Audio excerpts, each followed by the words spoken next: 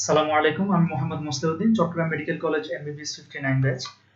আজকে আমরা আলহামদুলিল্লাহ আছি ইমিউনিটি পার্ট 20 তে। তো আমি গত ভিডিওতে কথা বলেছিলাম যে মেমোরি বি সেল নিয়ে এবং primary and secondary immune response.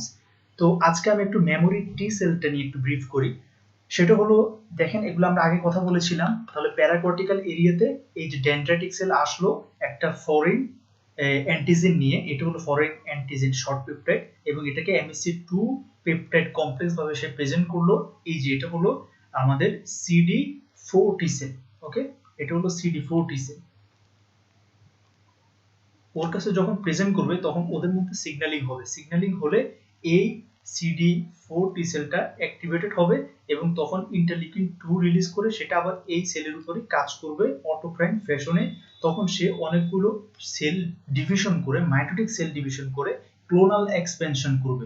তাহলে দেখেন এখানে অনেকগুলো সেলের একটা গুচ্ছ তৈরি হয়েছে। এই যে এতগুলো সেল দেখছেন, এই সেলগুলো দুইটা ভাগে ভাগ হবে, অর্থাৎ কিছু সেল ইফেক্টর সেল এবং কিছু সেল মেমোরি সেল। যেগুলো ইফেক্টর সেল, ধরেন আমি বললাম যে ওরা এই কয়েকজন ম্যাক্সিমাম সেল ইফেক্টর সেল হয়ে যাবে, তাহলে এরা হলো ইফেক্টর সেল। তাহলে ওরা এই প্যারাকর্টিক্যাল এরিয়া থেকে থ্রু ইফারেল লিম্ফ্যাটিক্স ওরা বেরিয়ে সার্কুলেশনে গিয়ে অ্যাট দ্য সাইট অফ ইনফেকশনে গিয়ে প্যাথোজেনের বিরুদ্ধে কাজ করবে। আর এই যে কয়েকটা সেল, এরা হচ্ছে মেমোরি সেল হিসেবে এই প্যারাকর্টিক্যাল এরিয়াতে থেকে যাবে কিছু, এবং বাকি মেমোরি সেলগুলো ব্লাডে সার্কুলেট করতে থাকবে। ওকে, এভাবে। আচ্ছা, এটাই হলো মেমোরি CD4 টি সেল। এখন আসেন একইভাবে এই যে ডেনড্রাইটিক সেল, সে কিছু ফরেন অ্যান্টিজেনকে MHC1 পেপটাইড কমপ্লেক্স ভাবে প্রেজেন্ট করলো কার কাছে? এই যে গ্রিন যেটা, এটা হলো CD8 টি সেল। ওকে, ওর কাছে যখন প্রেজেন্ট করবে, এখন এই CD8 টি সেলটা তখন কি হবে? অ্যাক্টিভেটেড হবে। তো ও যখন অ্যাক্টিভেটেড হবে তখন ও নিজেই ইন্টারলিউকিন 2 রিলিজ করবে এবং সেটা ওর উপরেই কাজ করবে একই আগের মতো, অর্থাৎ অটোকনফেশন। এবং একই সাথে এখানে এই যে CD4 টি সেলের ইন্টারলিউকিন 2টাও এই CD8 টি সেলের অ্যাক্টিভেশনে হেল্প করে। ওকে, তাহলে এখানে মোট দুইটা ইন্টারলিউকিন, একটা হলো CD8 টি সেলের নিজের ইন্টারলিউকিন 2 আর একটা হলো CD4 টি সেল থেকে আসা ইন্টারলিউকিন 2। এভাবে এসে CD8 টি সেলটা ক্লোনাল প্রলিফারেশন করবে মাইটোটিক সেল ডিভিশনের মাধ্যমে। একইভাবে আমরা বলতে পারি এখানের মধ্যে কিছু হয়ে যাবে ইফেক্টর CD8, মানে সেগুলোকে কি বলি? ইফেক্টর CD8 কে সাইটোটক্সিক টি সেল। ধরুন এগুলো হলো সাইটোটক্সিক টি সেল, ম্যাক্সিমাম গুলো ইফেক্টর হয়ে যাবে। তাহলে ওরা এই লিম্ফ নোড থেকে ইফারেন্ট লিম্ফ্যাটিক্স এর মাধ্যমে বেরিয়ে এট দ্য সাইট অফ ইনফেকশনে গিয়ে আমার ভাইরাস বা মাইক্রো অর্গানিজমের বিরুদ্ধে কাজ করবে। আর অন্যদিকে এই যে এই সেলগুলো ওরা মেমোরি সেল হিসেবে লিম্ফ নোডে কিছু থেকে যাবে আর কিছু সার্কুলেশনে গিয়ে সার্কুলেট করতে থাকবে সেকেন্ডারি রেসপন্স করার জন্য। তাহলে এটা হলো মেমোরি CD8 টি সেল। ব্যাস, এটাই হলো মেমোরি টি সেলের ফাংশন। তাহলে মেমোরি টি সেলটার ইম্পর্টেন্স কি?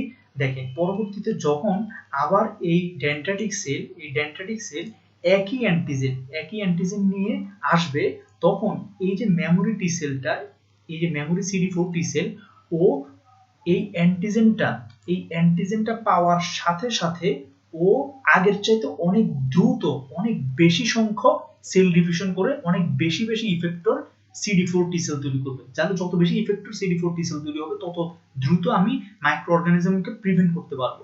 একইভাবে এই যে MHC1 প্রেজেন্ট করলে আবার একই অ্যান্টিজেনকে, তখন এই মেমোরি CD8 টি সেলগুলো আগের চাইতে, দেখেন আগে তৈরি করলো মনে করেন এই একটা গুচ্ছ, এখন তৈরি করলো 10টা 20টা গুচ্ছ, অনেক বেশি মাইটোটিক প্রলিফারেশন করবে। ফলে বেশি CD8 টি সেল তৈরি হবে এবং তারা এট দ্য সাইট অফ ইনফেকশনে গিয়ে বেশি ইমিউন রেসপন্স শো করবে। এটাই হলো মেমোরি টি সেলের কাজ। ওকে, আচ্ছা, একটা জিনিস বলে রাখি যেটা আমাদের আজকে লাগবে। তাহলে দেখেন এই যে মেমোরি টি সেল, এগুলো হলো মেমোরি CD4 টি সেল। এই মেমোরি CD4 টি সেল যখন সেকেন্ডারি রেসপন্স শো করবে, তাহলে তারা বেশি অনেকগুলো CD4 টি সেল তৈরি করবে। ওই CD4 টি সেলগুলোর মধ্যে কিছু সংখ্যক CD4 টি সেল ডিফারেন্সিয়েটেড হয়ে ফলিকুলার হেল্পার টি সেল হয় আর বাকিগুলো হেল্পার টি সেল হয়। তাহলে মেমোরি টি সেল থেকে বেশি ফলিকুলার হেল্পার টি সেল তৈরি হবে এবং ওই বেশি ফলিকুলার হেল্পার টি সেলগুলো প্যারাকর্টিক্যাল এরিয়া থেকে কর্টিক্যাল এরিয়াতে আসবে এবং ওরা বেশি বি সেলকে অ্যাক্টিভেশন করবে, ফলে বেশি বেশি অ্যান্টিবডি তৈরি হবে, যেটা আমরা গত ভিডিওতে বলেছি। এই কারণে সেকেন্ডারি ইমিউন রেসপন্সে আপনি ইমিউনোগ্লোবুলিন জি এর পিক লেভেল অনেক বেশি পান। এখানে ফলিকুলার হেল্পার টি সেলের একটা অবদান আছে, এবং সেটা হচ্ছে through memory CD4 T cell. Okay, আচ্ছা, এই হলো আমার মেমোরি টি সেল নিয়ে কথাবার্তা। এখন আমি আরেকটা জিনিস নিয়ে কথা বলবো একটু, monoclonal antibody and polyclonal antibody. তাহলে আসুন আমরা এবার মনোক্লোনাল অ্যান্টিবডি। তাহলে মনোক্লোনাল অ্যান্টিবডি হলো যে অ্যান্টিবডিগুলো অ্যান্টিজেনের কেবল এক ধরনের এপিটপের সাথে বাইন্ড করতে পারে। তাহলে একটু আমি কনসেপ্টটা ক্লিয়ার করি। দেখেন, এই হলো আমার একটা ব্যাকটেরিয়া, ধরুন এটা হলো আমার একটা ব্যাকটেরিয়া। এখন ব্যাকটেরিয়া তো অনেকগুলো স্ট্রাকচার থাকে, তাই না? সেল ওয়াল, তারপরে ক্যাপসিউল, ফ্লাজেলা। তো ধরুন আমরা এই ব্যাকটেরিয়াটার একটা ফ্লাজেলা আঁকলাম। ওকে, আচ্ছা, এখন ফ্লাজেলাটা আমরা জানি ফ্লাজেলাটা হলো একটা প্রোটিন নির্মিত অর্গানেলি। ওকে, তাহলে এটা ধরুন এখানে প্রোটিন, তাহলে এখানে এই প্রোটিনটাকে বোঝানোর জন্য ধরুন আমি দেখেন একটা প্রোটিন, তো তাহলে আমি অনেকগুলো এই যে অ্যামাইনো অ্যাসিড চেইন আঁকি। দেখেন, অর্থাৎ অনেকগুলো, একটা সবুজ ডট হলো একটা অ্যামাইনো অ্যাসিড চেইন, সরি একটা অ্যামাইনো অ্যাসিড, এবং এই অনেকগুলো অ্যামাইনো অ্যাসিড পেপটাইড বন্ড দ্বারা ওর একটা প্রোটিন। তাহলে দেখেন, আমার হোল মাইক্রো অর্গানিজমটা আমার জন্য অ্যান্টিজেন না, এটা হলো মাইক্রো অর্গানিজম।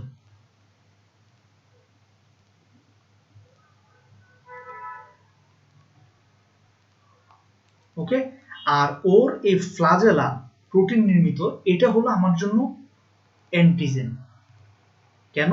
কারণ ওকে আমার ইমিউন সেলগুলো ডিটেক্ট করতে পারবে, এবং ও ইমিউনোজেন হিসেবে কাজ করে, কারণ ও ইমিউন রেসপন্স তৈরি করতে পারবে। তাহলে ও হলো ইমিউনোজেন। এখন দেখেন, এই যে অ্যান্টিজেন, এই হোল অ্যান্টিজেনটা কিন্তু আমার এই বি সেল রিসেপ্টর কিংবা টি সেল রিসেপ্টরের সাথে লাগে না। কে লাগে?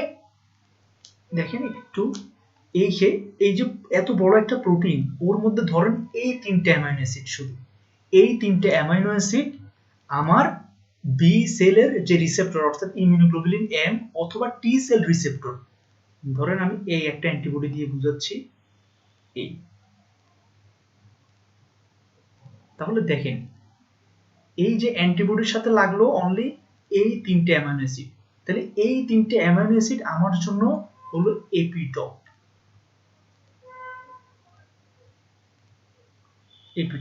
তাহলে একটা মাইক্রো অর্গানিজমের মধ্যে থাকে অনেকগুলো অ্যান্টিজেন, একটা অ্যান্টিজেনের মধ্যে থাকে অনেকগুলো এপিটপ।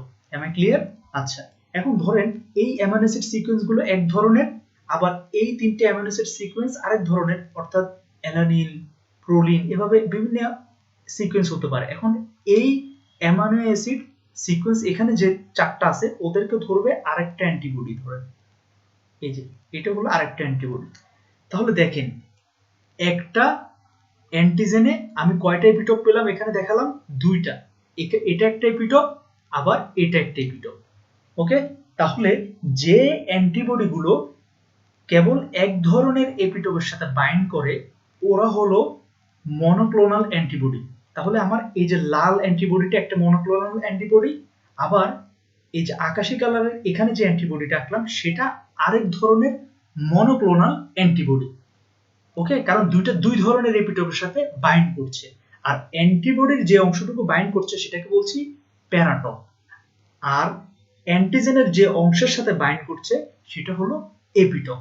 তাহলে দেখেন, একটা ব্যাকটেরিয়া যখন আমাকে অ্যাটাক করে তখন আমার কিছু অ্যান্টিবডি এই এপিটপের বিরুদ্ধে তৈরি হয়, কিছু অ্যান্টিবডি এই এপিটপের বিরুদ্ধে তৈরি হয়। তাহলে আমাদের অ্যান্টিবডি প্রোডাকশনটা কি মনোক্লোনাল নাকি পলিক্লোনাল? অবশ্যই পলিক্লোনাল। ওকে, পলিক্লোনাল অ্যান্টিবডি। তো আমাদের সায়েন্টিস্টরা মাউস যেটা আছে ওর মাধ্যমে আর্টিফিশিয়ালি মনোক্লোনাল অ্যান্টিবডি প্রোডাকশন করে। এটা দেখলে আপনাদের ক্লিয়ার হয়ে যাবে। দেখেন এখানে এই যে এই অ্যান্টিবডিটা একটু খেয়াল করেন, ও এই এপিটপটার সাথে বাইন্ড করলো, ও হচ্ছে পিরামিড শেপ, ত্রিভুজ। আবার এই মাথা দিয়েও একই ধরনের এপিটপের সাথে বাইন্ড করলো। এখন এই অ্যান্টিবডিটা খেয়াল করেন, ও ও কিন্তু দেখেন 4 কোণাকার একটা এপিটোপের সাথে বাইন্ড করলো, এই হেড দিয়েও 4 কোণাকার, তাহলে এখানে এই অ্যান্টিবডিটা এক ধরনের মনোক্লোনাল ও আরেক ধরনের মনোক্লোনাল, তাহলে এটা হলো মনোক্লোনাল অ্যান্টিবডি। ওকে, আর এখানে যেহেতু বিভিন্ন ধরনের মনোক্লোনাল তৈরি হয়েছে, তাই ওভারঅল ইমিউন রেসপন্সটাকে আমি বলবো পলিক্লোনাল, কারণ বিভিন্ন অ্যান্টিবডি বিভিন্ন এপিটোপের সাথে বাইন্ড করছে। ঠিক আছে, এটাই হলো মনোক্লোনাল এবং পলিক্লোনালের ডিফারেন্স। ওকে, আর এই পাশে দেখেন এই অ্যান্টিবডিটা দেখেন, ও শুধু এই ত্রিকোণাকার এপিটোপের সাথে বাইন্ড করছে, এটা দিয়েও ত্রিকোণাকার। এই অ্যান্টিবডিটার দিকে একটু খেয়াল করুন, ও ত্রিকোণাকার, আর এই প্যারাটপ এটাও ত্রিকোণাকার। তাহলে দেখেন এখানে দুইটা অ্যান্টিবডি অনলি এক ধরনের এপিটোপের সাথে বাইন্ড করছে, তাহলে এই অ্যান্টিবডি গুলো হলো মনোক্লোনাল। আর এখানে বিভিন্ন অ্যান্টিবডি বিভিন্ন এপিটোপের সাথে বাইন্ড করছে, তাহলে এটা হলো পলিক্লোনাল। হিউম্যানের ইমিউন রেসপন্স হলো পলিক্লোনাল। ওকে, আর মাউসের ক্ষেত্রে আমরা পাবো মনোক্লোনাল। ঠিক আছে, চলুন আমরা আজকের পড়ায় ফিরে আসি। আজকে আমরা জানছি যে আমাদের মেজর হিস্টো কম্প্যাটিবিলিটি কমপ্লেক্স। ওকে, আচ্ছা, তাহলে এই মেজর হিস্টো কম্প্যাটিবিলিটি কমপ্লেক্স এটা হলো আসলে কিছু প্রোটিন। ওকে, আচ্ছা, তাহলে দেখেন, তাহলে এই হলো এমএসসি প্রোটিন। তাহলে এমএসসি প্রোটিনটা তৈরি হবে কোত্থেকে? ডেফিনেটলি ও যেহেতু একটা প্রোটিন, তাহলে ওকে তৈরি করেছে কে? একটা জিন, কারণ সব প্রোটিন একটা জিন থেকে আসে, আর ওই জিন হলো HLA জিন, অর্থাৎ হিউম্যান লিউকোসাইট অ্যান্টিজেন। এটা সর্বপ্রথম হিউম্যান বডিতে লিউকোসাইট এর সেল মেমব্রেনে পাওয়া গেছে, ওই কারণে হিউম্যান লিউকোসাইট অ্যান্টিজেন জিন বলে। এই জিনটার লোকেশন কোথায়? ক্রোমোজোম নাম্বার 6 এর শর্ট আর্ম, অর্থাৎ একটা ক্রোমোজোমের একটা লং আর্ম থাকে আর একটা শর্ট আর্ম থাকে, এই শর্ট আর্মের মধ্যে পাবো। ওকে, এবার চলে আসেন যে এই যে HLA জিন, এই HLA জিনটা আসলে এখানে কয়েক ধরনের জিন থাকে। মোট আমরা 6 ধরনের জিন পাবো। কি কি? দেখেন, একটা হলো HLA A জিন, HLA B জিন, HLA C জিন, এই এখন এই HLA A B C এই জিন তিনটা যে MHC প্রোটিন তৈরি করবে, ওই প্রোটিনগুলোকে একসাথে, ওই প্রোটিনগুলোর পরিবারের নাম একসাথে হলো MHC1 ফ্যামিলি। ওকে, আবার কিছু HLA জিন আছে, HLA DP, HLA DQ, HLA DR। তাহলে এই তিনটা HLA জিন যে MHC প্রোটিনগুলো তৈরি করবে, ওই MHC প্রোটিনগুলোকে একসাথে আমরা বলবো MHC2 পরিবার ফ্যামিলি। ওকে, তাহলে দুইটা ফ্যামিলি আমাদের MHC প্রোটিনের। এখন এটা হলো MCQ। দেখেন HLA এগুলো আবার পৃথিবীতে মোট এখন পর্যন্ত 3900 ধরনের পাওয়া গেছে, তার মানে একজনের সাথে আরেকজনের HLA মিলে না। ওকে, আবার HLA B এটা হচ্ছে এই পর্যন্ত 4800 ধরনের পাওয়া গেছে, HLA C 3500 ধরনের পাওয়া গেছে, এবং এই HLA DP DQ DR এগুলো ওভারঅল সবগুলো মিলিয়ে আমরা মোট 4600 ধরনের পেয়েছি। তার মানে HLA জিনটা বিভিন্ন ধরনের আছে, অর্থাৎ ধরেন আপনার শরীরে HLA1 আছে, আমার শরীরে আছে HLA, অর্থাৎ আপনার শরীরে A1, আমার শরীরে আছে HLA-A2, এরকম করে মোট 3900 ধরনের মানুষের 3900 ধরনের ভাবে থাকতে পারে। ওকে, এরকম। আচ্ছা, এখন দেখেন এই যে MHC প্রোটিন আমাদের প্রত্যেকটা সেলে, দেখেন আমরা যারা, আমি ধরেন কলেজে পড়ি, আমার একটা আইডি কার্ড আছে, তাই না? ঠিক একইভাবে আমার বডির এই যে ট্রিলিয়ন সেল, এই প্রত্যেকটা সেলকে আলাদা আলাদা একটা কিছু আইডি কার্ড দিয়ে দিয়েছে, একটা না, কিছু আইডি কার্ড। ধরেন ওর এই একটা গ্রিন আইডি কার্ড আছে, এটা দিয়ে সে চিটাগং মেডিকেল কলেজে প্রবেশ করে, আবার সে পার্ট টাইম জব করে, তার এখানে আরেকটা আইডি কার্ড আছে, সেটা দিয়ে সে অন্য কোনো জায়গায় জব করে, আবার তার আরেক ধরনের আইডি কার্ড আছে, এটা হলো সে টিউশন করে, কিছু টিউশনিতে যাওয়ার সময় গার্জিয়ানকে শো করে যে আমি মেডিকেল স্টুডেন্ট। আচ্ছা, এই একটা তার আইডি কার্ড, কথার কথা বলছি। আবার তার আরেক ধরনের আইডি কার্ড আছে, এই আইডি কার্ডটা হলো সে ফ্রিতে বিভিন্ন জায়গায় ট্যুরে যেতে পারে, কোনো তার কস্ট লাগে না। তাহলে দেখেন তার বিভিন্ন আইডি কার্ড দিয়ে সে তার জীবনটা পরিচালনা করছে। ঠিক একইভাবে আল্লাহ তাআলা আমাদের সেলের মধ্যে বিভিন্ন আইডি কার্ড দিয়ে দিয়েছেন। এই আইডি কার্ড গুলোই হলো এইচ সি। তাহলে আমাদের এই আইডি কার্ড গুলো, যত ধরনের আইডি কার্ড আছে সবগুলো আইডি কার্ডকে আমরা দুই ভাগে ভাগ করতে পারি, এমএসসি 1 ধরনের আইডি কার্ড, এমএসসি 2 ধরনের আইডি কার্ড। ওকে, আচ্ছা এবার চলে আসেন, দেখেন আমরা পড়ে এসেছি যে আমাদের একটা জিনে দুইটা অ্যালিল। ওকে, ধরুন এই একটা ক্রোমোজোম আমি আঁকলাম, তার সাথে এখানে আরেকটা ক্রোমোজোম আঁকলাম। আচ্ছা, এটা হলো আমার বাবা থেকে আসা ক্রোমোজোম, আর এটা হলো আমার মা থেকে আসা ক্রোমোজোম। তাহলে এখানে যে অ্যালিলটা থাকবে সেটা হলো প্যাটার্নাল অ্যালিল অফ দা জিন, এবং তার সাথে হোমোলোগাস এখানে যে অ্যালিলটা থাকবে সেটা হবে ম্যাটার্নাল অ্যালিল অফ দ্যাট জিন। আর এই প্যাটার্নাল অ্যালিল এবং ম্যাটার্নাল অ্যালিল মিলে হবে একটা জিন। তাহলে দেখেন, এখন ফিরে আসি আমরা। তাহলে এই যে আমরা বললাম যে HLA জিন, তাহলে HLA জিনের মধ্যে আপনার দুইটা অ্যালিল আছে, একটা মা থেকে আসা, একটা বাবা থেকে আসা।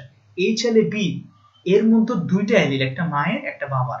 এভাবে প্রত্যেকটা HLA জিনের দুইটা অ্যালিল।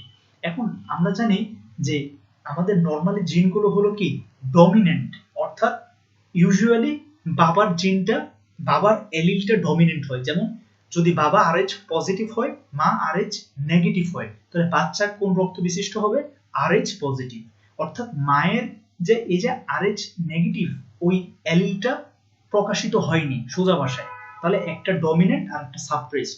কিন্তু আল্লাহ তাআলা এই HLA জিনগুলোকে কোডমিনেন্ট হিসেবে সৃষ্টি করেছেন, ফলে এখানে এই প্যাটার্নাল অ্যালিলটাও প্রকাশিত হবে, অর্থাৎ ওর প্রোটিনটাও আপনি সেল সারফেসে থাকবে, আবার ম্যাটার্নাল অ্যালিলের প্রোটিনটাও আপনার সেল সারফেসে থাকবে। দুইটা এমএইচসি প্রোটিনই আপনি পাবেন, ঠিক আছে? তাহলে প্যাটার্নাল অ্যালিল, ম্যাটার্নাল অ্যালিল থাকে। ওকে, আরেকটা বললাম কি, HLA জিনগুলো হলো পলিমরফিক, মানে একজনের সাথে এক একটার মিল নেই। যেমন দেখেন, আমেরিকান মানুষরা ফর্সা আর বাঙালি মানুষরা শ্যাম বর্ণের। আবার দেখেন আমার সাথে আমার সেজু ভাইয়ের চেহারার মিল নাই। তাহলে আমেরিকার সাথে বাংলাদেশের যে পার্থক্য সেটাকে আমরা বলি আইসোটাইপ, সেটাকে আমরা বলি আইসোটাইপিং। দেখেন একটা এমসিকিউ আসে যে ইমিউনোগ্লোবুলিন জি আর ইমিউনোগ্লোবুলিন এম, দেখেন ওরা পুরোই আলাদা, তাহলে এই দুইজন হলো একে অপরের আইসোটাইপ। ও একটা আইসোটাইপ আর হলো ও আরেকটা আইসোটাইপ।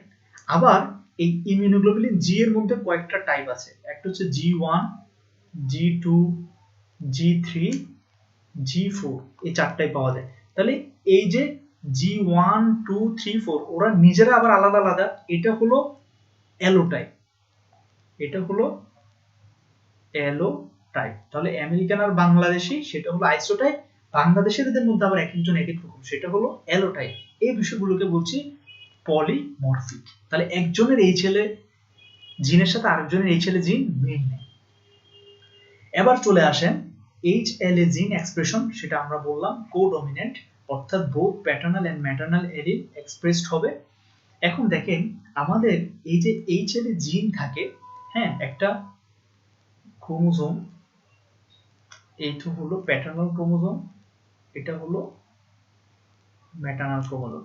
তাহলে ধরেন এখানে হলো, এগুলো হলো HLA জিন, ওকে, আর এখানে হলো ম্যাটার্নাল HLA জিন।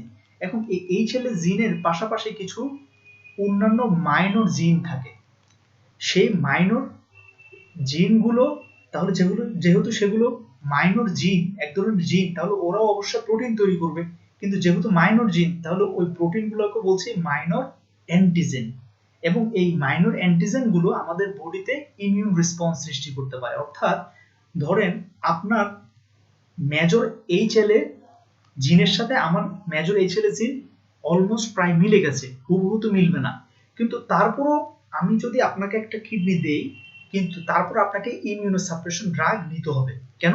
আমার আর আপনার মেজর MHC প্রোটিনগুলো মিলেছে ঠিকই, কিন্তু মাইনর যে এমএসসি প্রোটিনগুলো আছে সেগুলো কিন্তু মিলে না, এটা মিলানো সম্ভব না এবং এটা আমরা টেস্টও করতে পারি না। তাই আমরা কোনো গ্রাফটিং করলেই অবশ্যই সাথে কি দিই, ইমিউনোসাপ্রেসিভ ড্রাগ দিই, না হলে আমার গ্রাফ রিজেকশন হতে পারে।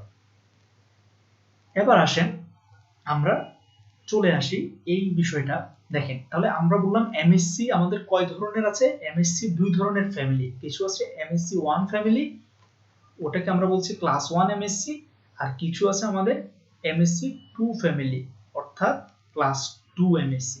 এখন দেখেন এটা তো এমএসসি 1, যাই হোক এই ফ্যামিলির প্রত্যেকটা হলো এক একটা প্রোটিন, তাহলে একটা প্রোটিন হলো একটা পলিপেপটাইড চেইন, তাই না? এখন এই যে এমএসসি 1 যে প্রোটিনগুলো আছে, একটা বিষয় আমি আপনাদের আরেকটু ক্লিয়ার করি, HLA টা হলো জিন, যখন আমি HLA বলবো তখন বুঝবেন জিনের কথা বলছি, আর HLA জিন থেকে যে প্রোটিনটা ট্রান্সলেশন হয়ে তৈরি হবে ওই প্রোটিনটা হলো এমএসসি। তাহলে HLA জিন আর এমএসসি প্রোটিন, ওকে? আচ্ছা, এখন এই এমএসসি প্রোটিনগুলো হলো সাধারণত একটা পলিপেপটাইড চেইন, ধরুন এই যে অ্যামাইনো অ্যাসিড রাখছি আমি রেড ডট দিয়ে, ওকে? তাহলে এটা হলো একটা পলিপেপটাইড চেইন দেখেন, কিন্তু যারা এমএসসি 2 আছে ওই এমএসসি 2 প্রোটিনগুলো ওখানে কিন্তু দুইটা পলিপেপটাইড চেইন থাকে, অর্থাৎ একটা এমএসসি 2 প্রোটিনে দুইটা পলিপেপটাইড চেইন থাকে। দেখেন আমি বাম পাশে একটা আঁকলাম, ডান পাশে একটা আঁকলাম, একটু পরে আমি আপনাদেরকে একটা ছবি দেখাবো, তাহলে ইনশাআল্লাহ ক্লিয়ার হয়ে যাবে। এবং এইভাবেই তারা আমার অ্যান্টিজেন প্রেজেন্টিং সেলের গায়ে বসানো থাকে, বুঝে গেছে? আর এমএসসি 1 অল নিউক্লিয়েটেড সেলের গায়ে আটকানো থাকে, এই যে এইভাবে সেল সারফেস, এটা হলো সেল, ঠিক আছে? আচ্ছা, এই হলো ডিফারেন্সটা দেখেন, ওকে? এবার আসেন আমরা কিছু নরমাল টার্ম সম্পর্কে একটু জানি। প্রথমে হলো অটোগ্রাফট। অটোগ্রাফট মানে হলো যে আমার বডির একটা পার্ট আমার বডিরই অন্য একটা জায়গায় লাগালাম। ধরুন আল্লাহ মাফ করুক আমার কোন একটা করোনারি আর্টারিতে অক্লুশন হয়ে গেল, হ্যাঁ, অ্যাথেরোস্ক্লেরোসিস। এখন আমার গ্রেট সেফানাস ভেইনটা পা থেকে কেটে নিয়ে আমি করোনারি বাইপাস করে দিলাম, তাহলে আমার বডির একটা ভেইন আমার বডির হার্টে লাগালাম, সেটাই হলো অটোগ্রাফট। এই ক্ষেত্রে কোনো রিজেকশন হয় না, কারণ আমার বডি, ফলে আইডি কার্ড মিলে গেছে, অ্যাক্সেস পাবে সে। আরেকটা হলো সিনজেনিক গ্রাফট। এই সিনজেনিক গ্রাফটটা হলো যে মনোজাইগোটিক টুইন, ওদের ক্ষেত্রে অলমোস্ট আইডি কার্ড একদম এক, ফলে ওখানেও গ্রাফ রিজেকশন হয় না, অর্থাৎ ম্যাচ করবে। আরেকটা হলো জেনোগ্রাফট, এটা সম্ভবই না, অর্থাৎ কি বিড়ালের চামড়া আমার বডিতে লাগিয়ে দিলাম, শুনতে একটু অদ্ভুত লাগছে, তাহলে এটা এমনি ম্যাচ করবে না, কারণ কখনোই আইডি কার্ড মিলবে না, মেজর এমএসসিও মিলবে না, মাইনর অ্যান্টিজেন গুলোও মিলবে না। আরেকটা আছে অ্যালোগ্রাফট, এটা সবচেয়ে বেশি হয়, সবচেয়ে বেশি, এবং এটা নিয়ে আমাদের যত আলোচনা। অ্যালোগ্রাফট মানে কি, আমার ভাইয়ের কিডনি আমি নিলাম, এটা হলো অ্যালোগ্রাফট, অর্থাৎ আমিও মানুষ আমার ভাইও মানুষ, কিন্তু আমাদের মধ্যে ডিফারেন্স আছে, ওকে? এটা হলো তাহলে একই স্পেসিসের ডিফারেন্ট পারসন, ওকে? অর্থাৎ একটা বাঘের হার্ট আরেকটা বাঘে, একটা মানুষের কিডনি আরেকটা মানুষের, ওকে? আচ্ছা, তাহলে এই ক্ষেত্রেও ম্যাচিং হয় না, তাই আমরা এই ক্ষেত্রে অলওয়েজ কি দিই, ইমিউনোসাপ্রেশন দিই। যদিও আপনি এই ক্ষেত্রে মেজর এমএসসি প্রোটিনগুলো ম্যাচ করতে পারেন, অর্থাৎ ধরেন আমার সাথে আমার ভাইয়ের এমএসসি 1 প্রোটিন এবং এমএসসি 2 প্রোটিন এগুলো অলমোস্ট প্রায় মিলে গেছে, কিন্তু ওই যে বললাম আরো অনেক মাইনর জিন থাকে, ফলে ওই মাইনর অ্যান্টিজেন গুলো কিন্তু মিলানো সম্ভব নয়, ফলে আমাকে কি খেয়ে যেতে হবে, ইমিউনোসাপ্রেসিভ ড্রাগ খেয়ে যেতে হবে। এবার চলে আসেন এমএসসি রেস্ট্রিকশন। এই বিষয়টা আপনারা অলরেডি জানেন। দেখেন আমি আমার আগের ভিডিওতে কথা বলেছিলাম যে একটা টি সেল যখন ম্যাচিউরেশন হয় তখন positive selection, negative selection. Positive selection মানে কি, যে সেলগুলো, যে টি সেলগুলো আমার এমএসসি 1 প্রোটিনের সাথে ভালোভাবে বাইন্ড করে, ওদের CD8 প্রোটিনটা থেকে যায়, তাহলে CD8 প্রোটিন থেকে গেছে কার সাথে, যারা আমার বডির MHC1 প্রোটিনের সাথে ম্যাচিং হয়। তাহলে 8 হলে শুধু অনলি কাকে চিনবে, ক্লাস 1 MHC কে চিনবে, ও কিন্তু ক্লাস 2 কে চিনবে না। তাহলে ওর পৃথিবীটা আমি সীমাবদ্ধ করে দিলাম যে তুমি শুধু ক্লাস 1 MHC এর সাথে থাকবা। এটাই হলো MHC রেস্ট্রিকশন। একইভাবে যে টি সেলগুলো ক্লাস 2 MHC প্রোটিনের সাথে ভালোভাবে বাইন্ড করে, ওদের অনলি CD4 প্রোটিনটা থাকে, CD8 প্রোটিনটা ডিলিট হয়ে যায়। ফলে ওর পৃথিবীটা আমি অনলি ক্লাস 2 MHC প্রোটিনের সাথে বেঁধে দিলাম, রেস্ট্রিকশন করে দিলাম ওর পৃথিবীটা। তাহলে এটাই হলো MHC রেস্ট্রিকশন। এবং দেখেন যখন 4 তখন হচ্ছে 2 MHC এর সাথে, তাহলে 4 দুগুণ 8। যখন 8 তখন হচ্ছে 1 এর সাথে, 8 একে 8। এটাকে বলছি আমরা রুল অফ 8। এখন এই যে আসি আমরা এখন কত নাম্বার ক্রোমোজোমে আছি, ক্রোমোজোম নাম্বার 6। কোন আর্মে আছে, শর্ট আর্মে। দেখেন এই যে এটা হলো আমাদের সেন্ট্রোমিয়ার, তাহলে সেন্ট্রোমিয়ার এদিকে ছিল লং আর্ম, আর আমরা এখন আছি শর্ট আর্মে। তো শর্ট আর্মে দেখেন কি অবস্থা, আমরা জিনগুলো একটু দেখি।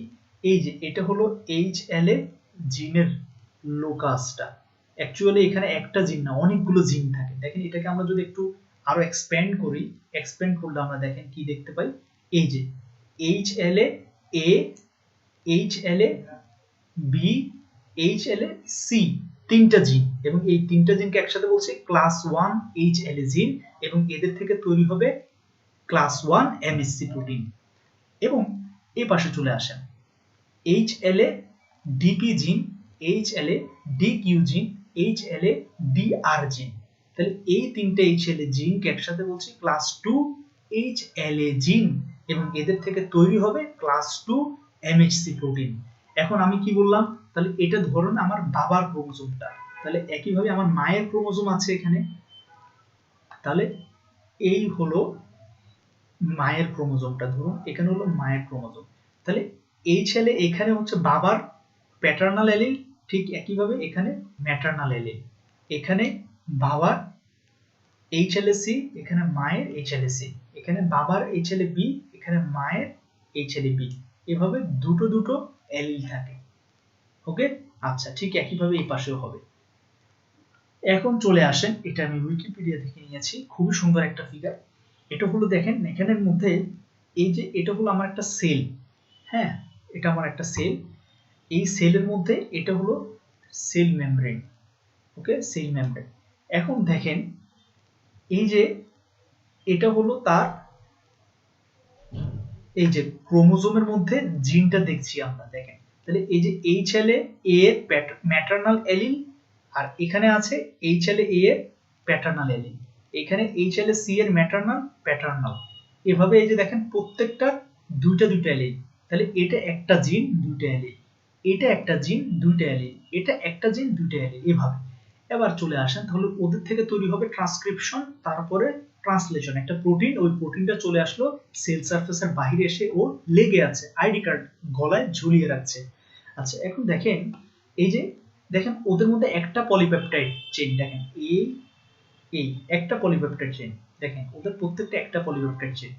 তাহলে ওরা কোন পরিবারের MHC প্রোটিন, MHC1 পরিবারের একটা পলিপেপটাইড চেইন, 1 দিয়ে 1 মনে রাখবেন। তাহলে MHC1 একটা পলিপেপটাইড চেইন। এখন দেখেন এই পাশে চলে আসেন, দেখেন এখানেও কিছু MHC প্রোটিন দেখতে পাচ্ছেন আপনারা, তিনটা MHC প্রোটিন, প্রত্যেকটা MHC প্রোটিনের দেখেন দুইটা পলিপেপটাইড চেইন, এই একটা পলিপেপটাইড চেইন, এই পাশে একটা পলিপেপটাইড, এই যে এখানে এটা ডান পাশে একটা, বাম পাশে একটা, তাহলে দুইটা পলিপেপটাইড চেইন মিলে একটা MHC প্রোটিন। তাহলে ওরা কোন পরিবারের MHC প্রোটিন, MHC2। কয়টা পলিপেপটাইড চেইন, দুইটা পলিপেপটাইড চেইন, বাস।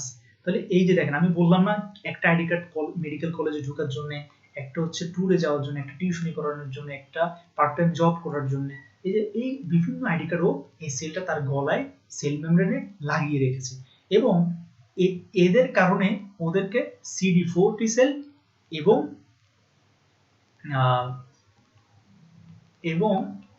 CD8 টি সেল, এটা হলো CD8 আর এটা হলো CD4, ওরা ওদেরকে চিনে, বলে ওদেরকে অ্যাটাক করে না, যে না ঠিক আছে তুমি আমার লোক, তোমাকে আমি অ্যাটাক করবো না। যদি অন্য মানুষের সেল নিয়ে আসেন, তার এই আইডি কার্ড মিলবে না, তখনই ওরা সাথে সাথে অ্যাটাকিং করবে। এটাকে আমরা বলছি এমএসসি ইনকম্প্যাটিবিলিটি। ওকে, এখন দেখেন এখানে আমরা আসি যে comparison between class 1 and class 2, এটা অলরেডি পড়া শেষ। তাহলে CD4 ও কার সাথে ম্যাচ করবে? 4 2 8 ক্লাস 2 এর সাথে। ওকে, তাহলে এটা আপনারা একটু দেখে নিলে হয়ে যাবে ইনশাআল্লাহ। এরপরে আমি আসছি যে গ্রাফ রিজেকশন। এই গ্রাফ রিজেকশনটা নিয়ে আমি আজকে একটু ব্রিফ করে আগামী ভিডিওতে ইনশাআল্লাহ ডিটেইলস কথা বলবো। গ্রাফ রিজেকশন তাহলে একই কথা, ধরুন আমি আমার একটা কিডনি আল্লাহ মাফ করুক নষ্ট হয়ে গেল, আমি আমার ভাইয়ের একটা কিডনি ট্রান্সপ্ল্যান্ট করাবো, আমার বডিতে আমার ভাইয়ের কিডনি বসাবো, কিন্তু কিডনিটা বসালে দেখা যাবে যে ম্যাচ করছে না। ঠিক আছে, তাহলে এটাই হচ্ছে graph rejection. Any tissue, graft মানে অনলি স্কিন না, এনি টিস্যু, সেটা হতে পারে আপনার একটা ভেসেলস, একটা কিডনি, হার্ট, লাংস, হ্যাঁ স্কিন ইত্যাদি। আচ্ছা, তাহলে কি বললাম, আমি এবং আমার ভাই দুজনেই মানুষ, কিন্তু দুজনের HLA জিন এক না, MHC প্রোটিন এক না, তাহলে এটা হলো অ্যালো, অর্থাৎ একই স্পেসিস ডিফারেন্ট পারসন। তাহলে যে রিজেকশন হবে সেটা হলো অ্যালোগ্রাফট রিজেকশন। তাহলে অ্যালোগ্রাফ রিজেকশনটা আমরা ইউজুয়ালি কি করি, যে আগে MHC ম্যাচিং করে নিই, যে পুরোপুরি তো মিলা সম্ভব না, যে যত বেশি ম্যাচ করা যায় ততটা ম্যাচিং হলেই আমরা তারপরে ট্রান্সপ্ল্যান্টেশনে যাই। তারপরে দেখা যায় আমাদের রিজেকশন হওয়ার একটা চান্স থাকে। সেটা কেন হয়? ওই যে একই কথা বললাম, সেটা হয় মূলত মাইনর অ্যান্টিজেনের জন্য, সেগুলো আমাদের পক্ষে ম্যাচিং করা সম্ভব না, টেস্ট করা সম্ভব না, ফলে আমরা এই HLA এই জিনগুলো ম্যাচ হলেও আমরা ইমিউনোসাপ্রেসিভ ড্রাগ দিয়ে রাখি। তাহলে দেখেন এই যে অ্যালোগ্রাফ রিজেকশনটা কখন সবচেয়ে বেশি হবে, মানে বসবেই না, সেটা হলো যে মেজর অ্যান্টিজেন। তো মেজর অ্যান্টিজেন মানে কি? এমএইচসি প্রোটিন তৈরি করে কি? HLA জিন। তাহলে কোন কোন HLA জিনগুলো বেশি ক্ষতিকারক, মানে যেগুলো ম্যাচিং না করলে হবেই না, সেটা হলো HLA-A, HLA-B type and HLA-DR type. ওরা হচ্ছে বেশি ইম্পর্টেন্ট, এটা একটা এমসিকিউ। এরপরে হচ্ছে দেখেন এই ডিগ্রি আমাদের এই যে অ্যালোগ্রাফ রিজেকশনটা হচ্ছে, এই অ্যালোগ্রাফ রিজেকশনটা মূলত দুই ভাবে হয়, একটা হলো অ্যাকিউট রিজেকশন, একটা হলো ক্রনিক রিজেকশন।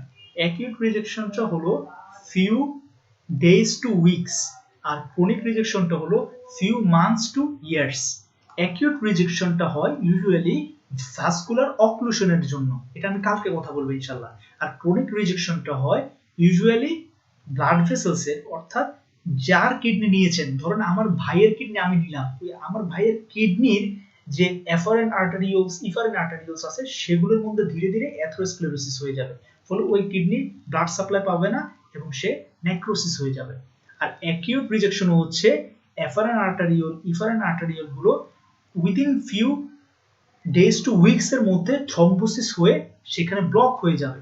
ধরেন এই হলো ব্লাড ভেসেলসটা, ওকে, এই ব্লাড ভেসেলসটার কারণে এখন সেখানে থ্রম্বোসিস হবে। কেন থ্রম্বোসিস হবে ইনশাআল্লাহ কথা বলবো পরে। থ্রম্বোসিস হয়ে এখানে অলমোস্ট নো ব্লাড সাপ্লাই, ফলে ইসকেমিয়া হয়ে ওই কিডনিটা ড্যামেজড হয়ে যাবে।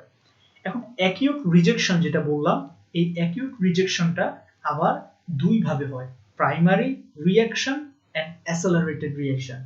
প্রাইমারি রিঅ্যাকশন হলো সে 11 to 14 ডেজ এর মধ্যে রিজেক্ট করবে, আর অ্যাসেলারেটেড সে এত টাইমও দিবে না, আরো কম, 5 থেকে 6 দিনের মধ্যে রিজেক্ট হয়ে যাবে। তাহলে অ্যাকিউট রিজেকশনের দুইটা সাবটাইপ, প্রাইমারি রিঅ্যাকশন যেটাকে বলছি ফাস্ট সেট রিঅ্যাকশন, আর একটা হচ্ছে অ্যাসেলারেটেড ত্বরান্বিত বা সেকেন্ড সেট। ওকে, আরেকটা হলো হাইপার অ্যাকিউট রিজেকশন, অর্থাৎ এতক্ষণ বললাম অ্যাকিউট আর ক্রনিক, এখন হলো আরো দ্রুত, সেটা হলো হাইপার অ্যাকিউট। হাইপার অ্যাকিউটটা সবার হয় না, হ্যাঁ, এই হাইপার অ্যাকিউটটা যাদের হবে উইদিন মিনিট, আওয়ার্স তো দূরের কথা, মিনিটস এর মধ্যে রিজেক্ট। এবং এই হাইপার অ্যাকিউট রিজেকশনটাকে, এটা একটা এমসিকিউ, আমরা বলি হোয়াইট গ্রাফট রিঅ্যাকশন। কেন হোয়াইট গ্রাফট রিঅ্যাকশন? ধরেন আপনি কারো থেকে একটা স্কিন লাগালেন, এই হলো একটা স্কিন, তাহলে স্কিনটা যখন আমি নিলাম, ওই লোকটার স্কিনের ডার্মিসের মধ্যে কিছু ব্লাড ভেসেলস তো ছিল, তাই না? এই যে হলো আমার ডোনারের ব্লাড ভেসেলস। এখন আমার বডিতে এবিও অ্যান্টিবডি থাকার কারণে ওই অ্যান্টিবডিগুলো সাথে সাথে এই ব্লাড ভেসেলসে ঢুকে ওরা ব্লাড ভেসেলসের লাইনিং কি এন্ডোথেলিয়াম, এই এন্ডোথেলিয়ামকে ডিস্ট্রয় করে দিবে। সাথে সাথে ডিস্ট্রয় করে দিলে এখানে কি হয়ে যাবে, তখন থ্রম্বোসিস, সাথে সাথে উইদিন মিনিটস তখন থ্রম্বোসিস হবে। তাহলে স্কিনটা কোনো ব্লাড সাপ্লাই পাবে না। তাহলে ব্লাড সাপ্লাই পাবে না মানে কি, এই ব্লাড ভেসেলস ব্লকড, ফলে আরবিসি যাবে না। আরবিসি না গেলে স্কিনটা লাল দেখাবে, আর লাল দেখাবে না, তখন আপনি দেখবেন হোয়াইট। তাই এটাকে কি রিঅ্যাকশন বলছি, হোয়াইট গ্রাফ রিঅ্যাকশন। তাহলে হোয়াইট গ্রাফ রিঅ্যাকশন অ্যাকচুয়ালি কেন বলছি, লস অফ ব্লাড সাপ্লাই।